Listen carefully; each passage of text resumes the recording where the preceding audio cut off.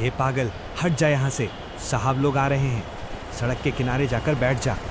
क्या तुम्हें जरा भी शर्म नहीं आती? लेकिन क्या किसी ने ये जानने की कोशिश की कि जिस इंसान को आज सब पागल कह रहे हैं वो असल में कौन है? नमस्कार दोस्तों, आज मैं आपके लिए एक ऐसी कहानी लेकर आया हूं जो सिर्फ आपकी आंखें नम नहीं करेगी बल्कि आपके दिल पर सीधा वार करेगी। ये कहानी है एक ऐसे गुमनाम योद्धा की जिसे दुनिया ने पागल समझकर धुतकार दिया, लेकिन जिसकी रग रग में आज भी देश के लिए बहता खून था। दोपहर के ठीक 1:15 बज रहे थे। जून की झुलसाती गर्मी, उत्तर भारत का एक छोटा सा शहर और शहर का सबसे भीड़ भाड़ वाला इलाका बस स्टैंड। चारों तरफ शोर, हॉर्न, चिल्लाते लोग और उसी भीड़ के बीच एक आदमी फुटपाथ पर बैठा था। फटे कपड़े, उलझे बाल, चेहरे पर जमी धूल और आंखों में अजीब सी बेचैनी। लोग उसे देखकर मुंह फेर लेते। कोई कहता पागल है तो कोई बोलता देश पर बोझ। बस स्टैंड के पास एक चाय की दुकान थी। दुकानदार रमेश को उस आदमी से सख्त नफरत थी। जैसे ही वो आदमी फेंकी हुई आधी चाय की तरफ बढ़ा, रमेश चिल्लाया, अरे ओ पागल, भाग यहां से, ग्राहक डर जाते हैं। इतना सुनते ही उस आदमी ने जो किया वो किसी ने सोचा भी नहीं था। वो अचानक खड़ा हुआ, सीना ताना और पूरे सम्मान के साथ हाथ माथे पर ले जाकर बोला, जय हिंद सर, पोस्ट क्लियर है। लोग हंस पड़े। किसी ने ताली बजाई, किसी ने पत्थर उठाया। एक पत्थर सीधा उस आदमी के कंधे पर लगा। खून निकला, लेकिन उसका सल्यूट नहीं टूटा। थोड़ी ही देर में सायरन की तेज आवाज गूंजी।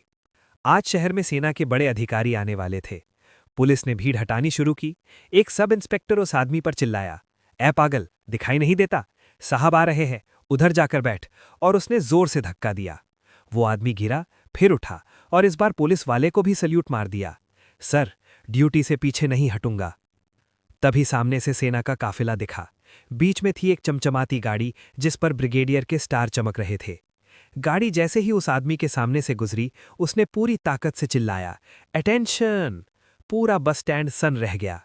उसकी आवाज में कोई पागलपन नहीं था, वो आवाज थी एक ट्रेनिंग प्राप्त सैनिक की। ब्रिगेडियर साहब की गाड़ी अचानक रुक गई।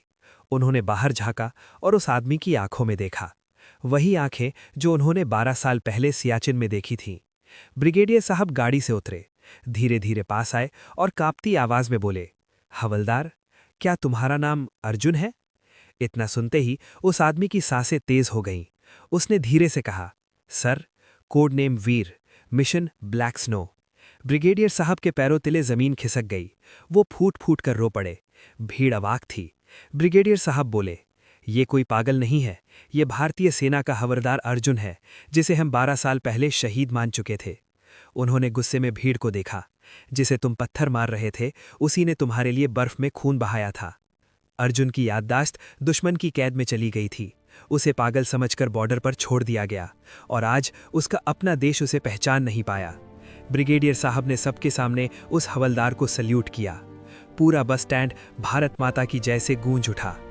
आज अर्जुन मिलिट्री हॉस्पिटल में है, इलाज चल रहा है और उसे उसका सम्मान फिर से मिल चुका है। लेकिन सवाल अब भी वही है दोस्तों, क्या हमें हर बार किसी वर्दी वाले के आने का इंतजार करना पड़ेगा इंसानियत दिखाने के लिए?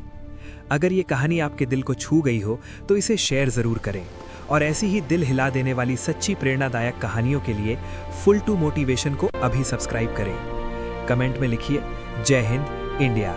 मैं फिर मिलूंगा एक नई कहानी के